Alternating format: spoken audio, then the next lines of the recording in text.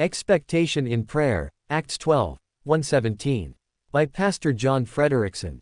It has been our practice at church to list prayer requests in the bulletin and to distribute a separate, prayer reminder, sheet. We usually divide these into categories, including one for answers to prayer. At the end of the year, we print an entire sheet with the answers to prayer that God has granted.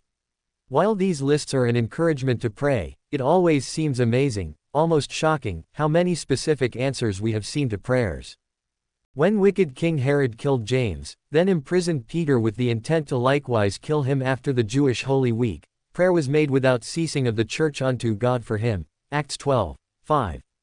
These believers are to be commended, not only that they prayed, asking God to intervene where they clearly could not, but also for praying fervently for an entire week, even through the night. God miraculously answered their prayers, too, by sending an angel to take Peter out of prison. However, once Peter arrived at the place of the prayer meeting, it became evident these believers had absolutely no confidence their prayers for Peter would make any difference. When Rhoda saw him knocking at the gate, she was overcome with gladness and ran to tell these prayer warriors. But their response was not joy or praise to God.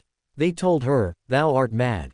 When she persisted, they concluded, it is his angel, instead of an answer to their prayers. Verses 1-5. When Peter was finally ushered in after persistent knocking, they were astonished.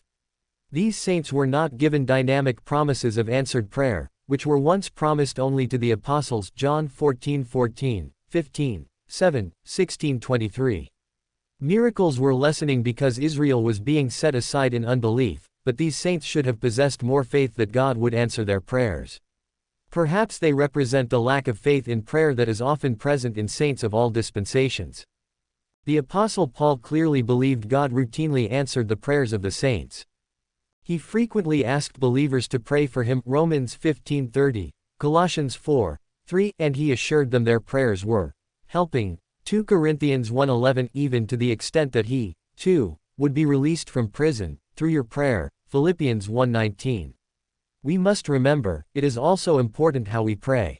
Paul wrote, "I will, that men pray everywhere, without wrath and doubting." I Timothy 2:8. Pray regularly, and when you do, pray with the expectation that God may choose to grant your request.